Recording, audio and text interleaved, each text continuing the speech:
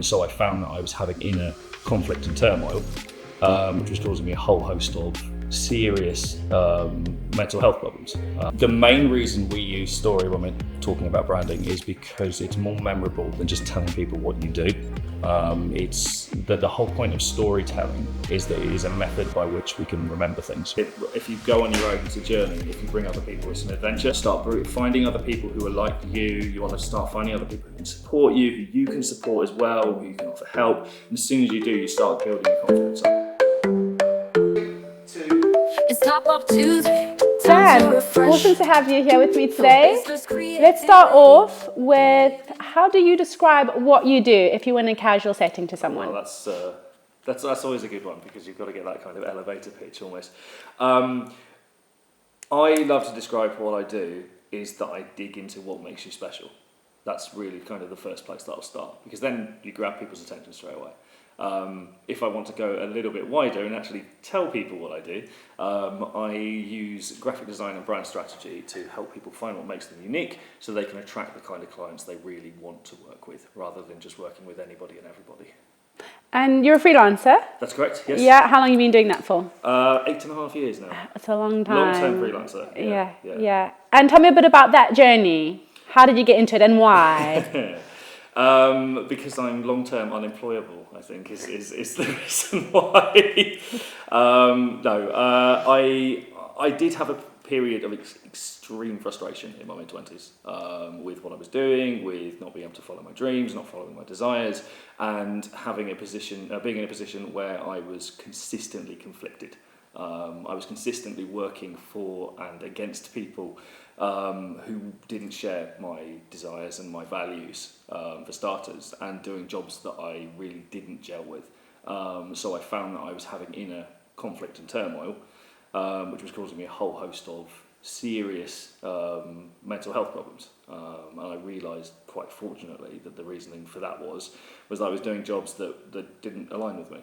So that's what led me into the idea of freelancing. Was I just went, I've had enough of this. I'm going to take a break from being employed for a while and see what this is like. See how I can do it this. And as I said, that was 8.5 years ago. Yeah. And were you working for companies doing branding and design? Or? No. Okay. This is why I was having a problem. In fact, for the 2 years before I started freelance, I was doing some freelance work, but I think I must have had about 40 interviews in a 2-year period and came second place in most of those. Which sounds brilliant, but is not particularly great when the consolation prize is, oh, you were great, but we went with someone with more experience. Yeah, you still don't have a job, you don't sorry. have a job at second place, unfortunately. Yeah, really discouraging. But that consistency at least told me, hey, I'm good enough at this to do this. Why don't I go and try it for myself? Yeah. And with your values, what was driving you in terms of values that you found in doing your freelancing? So initially I thought it was a sense of control. I thought that's what I was lacking, because I thought I was being buffeted around by sort of other people's whims. I thought that, because of the fact that I kept coming second place in these things, it was a lack of control I was after. But actually that was completely incorrect, and that was what was causing that internal conflict. And actually what I wanted was freedom, almost the polar opposite of control. I wanted that freedom to be able to do what I needed to do, what I wanted to do, and to build something myself, and in the way that I wanted to build it. Yeah, and how does that translate now with being a freelancer with the freedom? Are you finding that it's bringing you the freedom that you're looking for? I think it's really interesting, especially freedom as a value, because we think that actually what we want is, wide open spaces and just the absolute freedom to explore. But as you explore your own freedom, you realise you need to build your own boundaries into that, and understand where those limits lie, so that you can explore within that territory, basically. Yeah. And it's similar to how I deal with clients, especially when it comes to graphic design, is that they don't want infinite freedom. They don't want infinite creativity, because what that means is I will just go off in a direction and think of something, and chances are that's going to be incorrect. So what we actually do when we build sort of freedom is we go, right, we are working within this space here. This is what we want to work with. And we might jump outside the box a bit and have some other ideas from elsewhere. But generally, and this is where you get the difference between design and art, is that design is focused and you're trying to build something for a purpose, whereas art is entirely free. And so creating a bridge between those areas is kind of where I operate. Okay, that's a really cool explanation. With your becoming a freelancer, I'm pretty sure you've had some challenges because freelancing is challenging. Are there any specific ones that come to mind that you kind of had to overcome? If you could share about those. I think one of the most important ones is understanding how you have to stop fighting yourself in becoming a freelancer. When you are a freelancer, you are entirely dependent on your own abilities as to what you do. Now, obviously, there is a caveat to that. Asking for help is super important, and that's a really big thing. Is a lot of freelancers are afraid to ask for help. But what you've got to remember is that the first person who has to get out of your way when you become a freelancer is yourself. As I said earlier, if you're busy fighting yourself, there's no way you can, take that fight elsewhere. There's no way you can spend the energy you need to continue succeeding and continue getting the clients you need to keep going, basically. Mm-hmm. And so that was quite like a maybe internal challenge. Was there any, like in terms of a belief, was that challenge? And in kind of a practical sense, was there anything that, because there's a lot to learn as a freelancer, isn't there, to kind of make the finances work and scheduling and learning to deal with customers?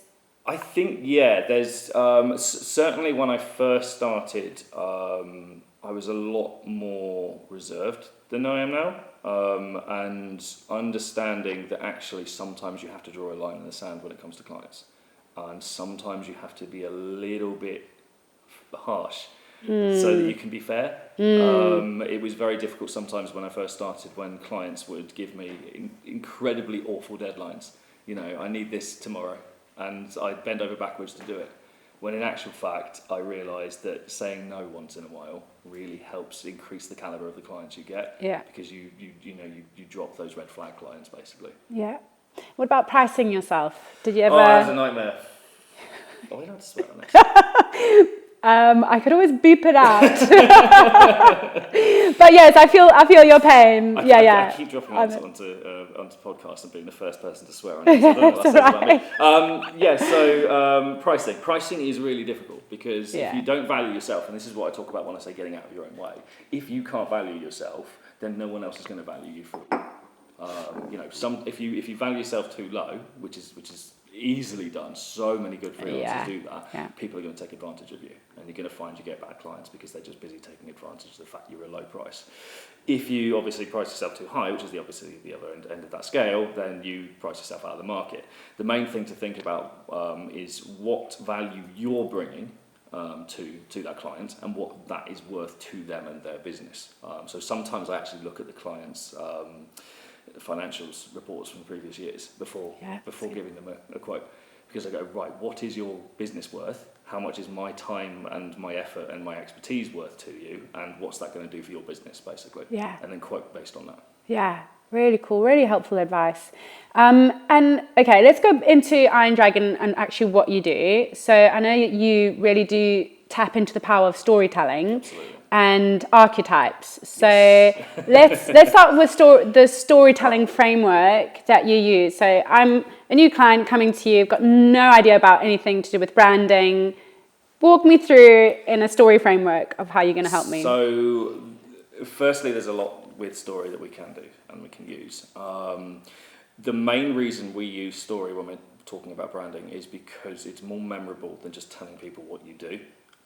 It's that the whole point of storytelling is that it is a method by which we can remember things. We can remember more complex ideas through a story because it brings us on an emotional journey, and that's where we try and tap into on branding. The whole point of branding is to get someone from A to B. Basically, we want to get them through that journey from meeting or awareness to becoming a client, and what it does for them and how it improves their life. That's why storytelling branding is so powerful, because we almost put the client in the centre of the frame. And we say, this is you now, this is what you want to be, and the state you want to be in, the emotional or psychological state you want to be in, and this is how we get you there. And creating that journey and building that sort of bridge between the two areas helps clients see where they're going to go and see that journey. And that just solidifies how you can help them, basically. And what kind of questions would you ask them to help them kind of, because sometimes branding can, in my mind anyway, be a bit abstract and a bit like, okay, like what actually is it? Because people talk about emotion and colours and brand guidelines. It's like a lot of stuff going on with branding. So how do we simplify it? Branding is really murky, for starters. Yeah. It's a really odd discipline because it is very murky and strange, and if you ask two branding experts, they're going to give you slightly different responses because it is based on feeling and emotion. That's the whole point. So brand is feeling and emotion. So if we want to define the terms first, that's really important. So brand is what your customers think and feel about you. So the brand itself is in the hearts and minds of your audience. That's your brand. So that's what they think and feel about you. There's a really good quote, I can't remember who said it now, but it was, your brand is what people say about you when you're not in the room. Yeah. That is essentially what your brand is.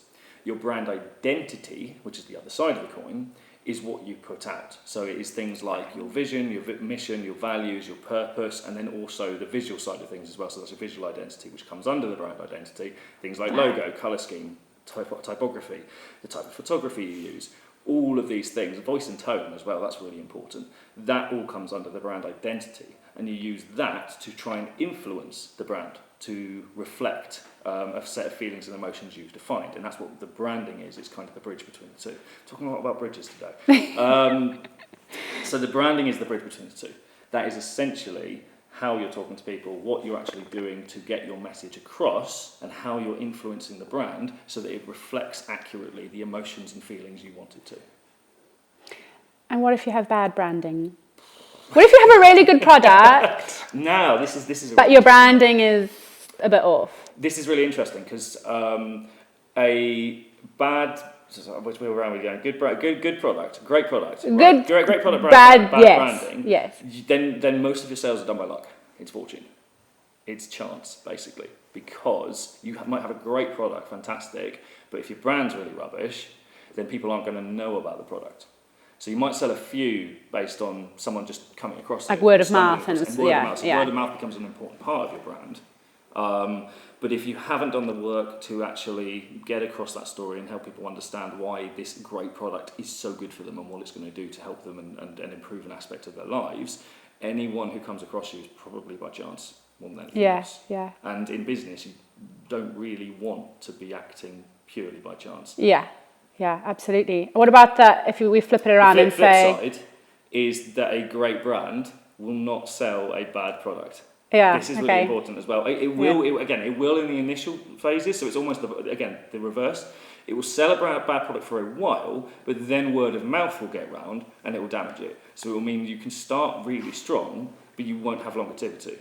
You won't have the ability to go the distance because people will get around, you'll get bad reviews, people will be upset, and that will tarnish their view of the brand. Yeah. And personal branding? Is this kind of all the same thing? Yeah, so if it's an interesting. You're the brand. That's a big thing nowadays, isn't it? Everyone has to have a tattooed my brand on my arm. Yeah, so I've got to do something like this.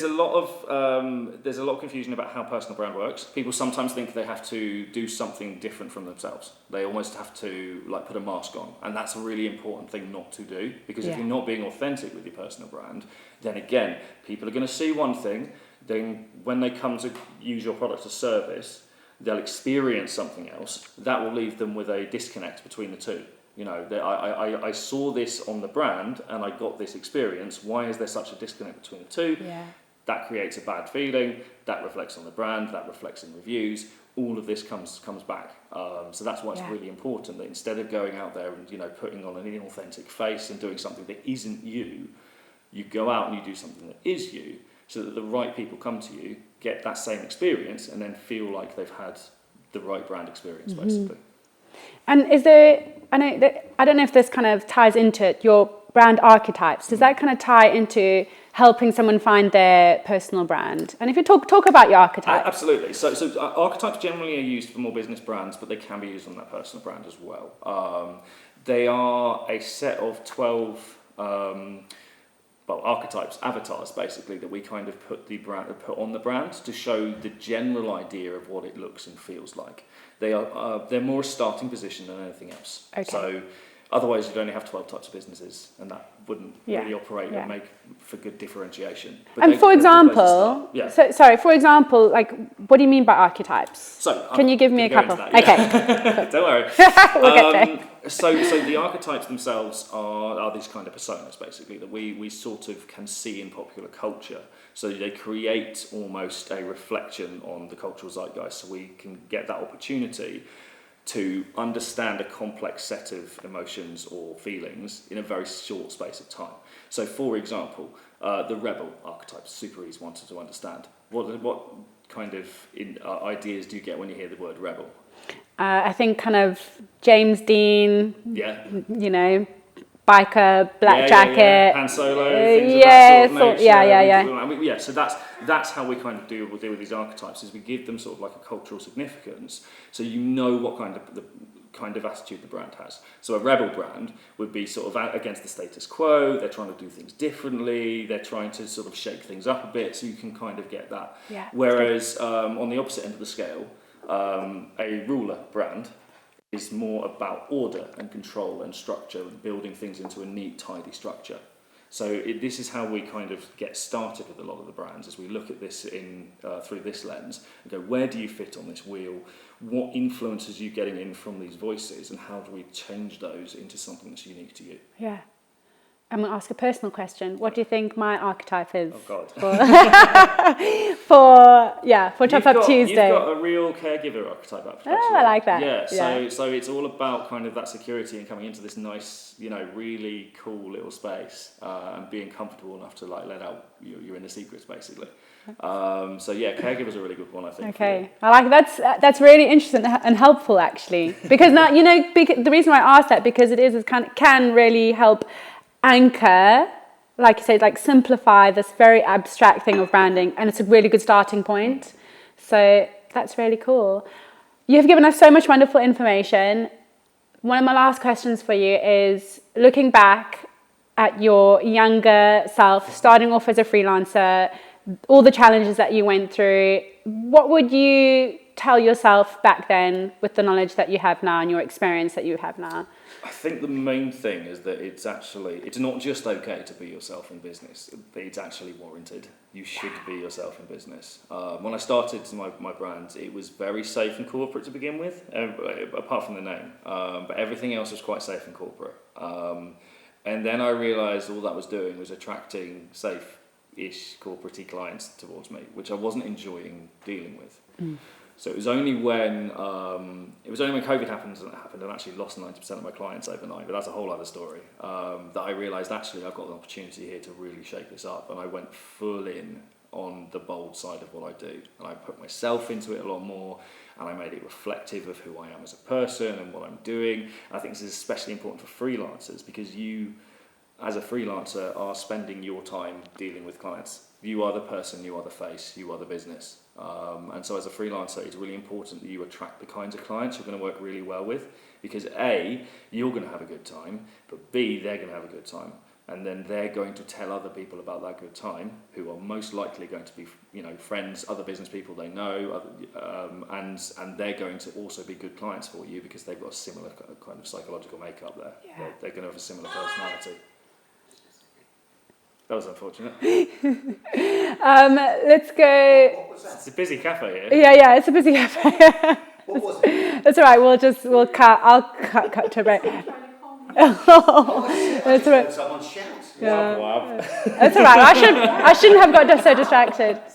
Just keep this in. Yeah, absolutely. We'll leave it all in. You know what? But while you were talking, what you did mention, like at the beginning of your journey, you were probably a bit more maybe timid and reserved. Yes. And you have got a lot of confidence now. I can feel it. I can see it in the way you present yourself, and that probably comes from like all the knowledge and experience potentially. But is there anything else that, like, a young man starting out as a freelancer, he's also feeling timid, maybe overwhelmed by everything that he has to like accomplish? How would you put courage into him? Like, okay, so I use this term, courage is contagious. So that's why I try and show myself as more confident, courageous, because that's that affects other people around Yeah. me. So see how other people are doing things, follow how other people are doing things, see what they're doing, and understand that they have got to this stage through many steps, that they didn't just come out and start like this. That's a really important factor. The other thing I'd say is get out networking really quickly. I started networking within 3 weeks of starting my business. Wow. Found my first client on my first networking event, Fantastic. which was blind luck. That was what that was. I was just in the right place at the right time, but you want to try and create those. You need to be in those places to make the luck, The more don't you? frequently you go to those right places, the more likely it is it's going to be the right time. Yeah, so getting out and networking and meeting other business owners and other freelancers is an amazingly powerful thing to boost your confidence, because you start building a support network around you, and you start finding, you know, amazing people and amazing friends and people who, you know, can help you on your journey as well. Yeah. It's not just about you know, there's a term I use that is, if you go on your own, it's a journey. If you bring other people, it's an adventure. And like that. You want to start building that adventure. You want to start finding other people who are like you. You want to start finding other people who can support you, who you can support as well, who you can offer help. And as soon as you do, you start building your confidence up and start finding actually it's not so scary out there, because most people are, you know, just trying to do the same thing. Yeah, all in the same boat, really, Exactly. with all of our emotions and our nerves. So that's really beautiful. Thank you so much, Dan. It's my pleasure. Lastly, where can people find you, and talk a little bit about your services? What can you offer the audience? Cool. So I'm all over on social. So mainly sort of do Instagram and LinkedIn at the moment. So Iron Dragon Design on Instagram. And Your LinkedIn's great, by the way. Thank you very much. LinkedIn, Daniel J. Moore, Branding Mercenary, because I like that strong, bold imagery. Yeah. So that's where I am most of the time. You can find me on those, and then you can find my website, irondragondesign.com. Otherwise, the sorts of services I offer, I offer everything from starting with strategy, so looking at how to build a unique brand strategy, so things like values, vision, mission, purpose. If you're stuck on finding what makes you unique and different, I'm really good at digging in, finding those gold nuggets basically, and bringing them to the surface. And then from there, if you're also struggling with making the visual identity, I was about to say pop like an idiot. If you're trying to make the visual identity stand out and attract a certain type of clientele, again, that's somewhere else I can work with. So helping people with rebrands, helping them with logo design, helping them with layout design, and then the colours, typography, everything else around that kind of brand identity, basically. Nice. Dan, the branding expert. Thank you so much for being here today. Cool! I'll probably say cool too quickly.